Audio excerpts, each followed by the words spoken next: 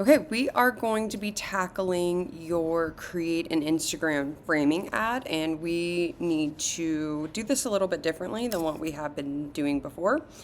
So you need to get your images ready. I already have mine on my desktop, so I'm ready to open up Photoshop. So you are going to create a new file. This is something that we haven't done before. Make sure it's selected to the pixels right here, and then we need to go 1080 by 1080 at 72 pixels per inch, and then you're going to create a square. So we're going to be learning a few different things. I'll bring that up right here. So you're going to, create a new frame. We're going to add an interesting background. We're going to add a gradient. We're going to add interesting blur, and we're going to blend these all together.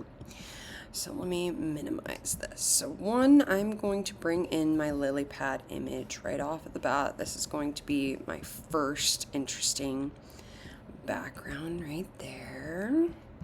And this lily pad, this main lily pad is going to be where I put my perfume. It's going to be where it's kind of sitting at, which I really like right there. And then I'm gonna lock it in place so it doesn't move on me. And then I'm ready. I'm gonna bring in my splash as well. So your splash is a PNG format. So it has a clear background already. But if you notice, the splash is completely covering our lily pad, and I kind of want to be able to see our lily in some areas, so I'm going to apply that. But maybe let's bring down your layer opacity to, yeah, let's try 75%. I really like that. 75% is really nice. Then we get the water in front. We still can see the lily. Looks really good. But I need to hide this really quickly and drop back down to my bottom layer. And I need to select the front of my lily pad. And I'm going to switch in between different selection tools. So I'm going to hold shift and draw a couple different lilies, and just clean it up. I'll go alt option and hide the ones that I don't want to select. I'm gonna definitely zoom in when you're doing these selections. And then I will copy and paste that so it's separate.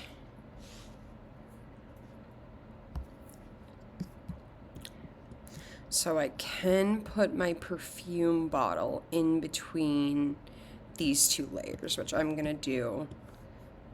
I'm gonna put this in now, get rid of my background. So let's get rid of our background. I'm gonna go object selection tool. Let's go up to the top. Object selection tool, select my object. That one did a really good job, but it select my perfume bottle, and I need to get rid of my background. So I'm gonna inverse, so go up to the top, select inverse, and then we can select our background and delete it. If I try to delete, it's gonna tell me it's not editable. So I either need to click on my eraser and click on the image, or right click and rasterize the image, and then you can delete it. And then I'll command D to deselect, and I can resize it of my liking. And then I'm going to put it in between. We'll lock that layer. It's a good habit to get in, is locking your layers. And maybe I'm going to unlock it and make it a little bit smaller, because I'm noticing it's covering my Chanel bottle maybe a little bit too much. So I'm going to shrink it. So holding shift, I'm going to just smush it. And then I'll say, yes, I'm good. And then my Chanel bottle can be hidden in between. And this is where the extra layer comes into play right there. Because now I drag that up. And now it looks like my Chanel bottle is behind that lily. It's in a splash as well. I can go back and adjust my splash if I want to. I can make it a little bit bigger. Just hold shift if you want to stretch it to be over top the entire lily. Let's do that. Boom, splash, boom. Okay, awesome. We like that. Cool. But if you notice, our Chanel bottle is different color than the rest of our background. So what we need to do is we're going to do this thing called color gradings. But I'm done with these layers, so I'm going to compress this. So to do that, click on your top layer, hold shift, and then go to your bottom layer and hit Command E. And now all of these are one layer. And we're going to add a new layer, and we're going to go to the gradient tool right here. And we're going to draw a gradient, and yours is going to be in a different format because yours will be in the black and white. And I'm going to move mine to be right in the middle. So your guys's will be in the black and white format, so you're going to have to go and find the iridescent one. I chose this blue and orange, and I'm having it go in this middle format as well. And I really like the blue in the middle because the blue is where your Chanel is at. And then we're just going to take this opacity of this gradient down to like 25%. So it's barely, even more maybe. Let's go down to like 15. Beautiful. That I really like. That's 16 is what we want. So that is great. That's looking really good. But we do have a really distracting background, competing with our Chanel bottle. So we're going to switch back to this. We can compress this gradient down. So hold shift, select your bottom layer, Command E. So what I'm going to do now is I'm going to select this back layer. So I'm going to go in with my quick selection tool. I'm going to make a bigger brush because that's going to take a while, and just start drawing in my background. And hopefully I can get it to where I like it. That's pretty good. Clean up. I don't want my perfume bottle. I need that to be nice and clear. Okay, that's good. We're going to copy and paste that selection as well. And then we're going to go up to Filter, Blur, and then we are going to go to Gaussian Blur, it is called. And we are going to turn that way up. Let's go up to 12. Right there. We're adding lots of blur. So we still see the lily pads in the background, but it's not as like boom in our face. So it's like having a really, really, really low f-stop, which is great.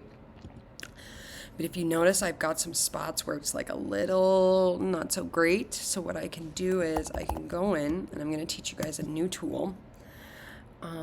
We'll go in with maybe Clone Stamp. Clone Stamp, and now I'm going to compress my back and my bottom layers as well too. Clone Stamp, you have to hit Alt Option, and you'll see a bullseye appears, and I'm going to select on that bullseye. I'm going to make sure I have a soft round brush selected, and my opacity I'm going to bring down to like 12%, like super low. And I'm just going to soften this edge so it's a little less, we call it like a hard line in art. So it's softer. And I'm going to go over and do the exact same thing right here. So bullseye, I'm going to match it with this green area over here. And just try to keep softening this line, and I can make this bullseye bigger. And sometimes I'll just do like a click method as well too. If you've ever taken painting, it's like trying to blend a painting right here. I'm trying to get rid of that hard line. And then that's a pretty good one. that's a pretty good. I like that. And then maybe we'll just go back to our Chanel bottle. Object selected, maybe. Boom. Beautiful. Let's go up to the top, image adjustments. Let's go brightness, contrast. Let's bring up our contrast so our bottle is popping, which is great. I don't want to bring the brightness up at all, but let's go back up, image adjustments, and then let's go to hue, saturation, and let's make sure our saturation is really nice and bright. So I want you guys to bring it up to like 28. And then here's one final thing that I want you guys to do. So you are going to create like an ad for this, but I'm gonna name this the perfume, or I'll do actually the EAUD parfum, as they call it in or in French. I'll try to match their text as best as I can. So I'm just going to the text tool over on the left hand side. Looks like it's a serif text. Or excuse me, sans serif right there. A nice simple one.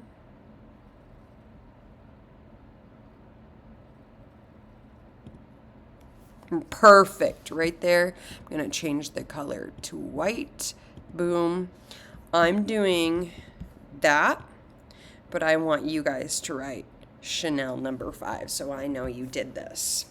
And then you're gonna go, and you can change your font if you want, I don't care, but you're gonna go File, Save As, Photoshop PDF, and Save PDF.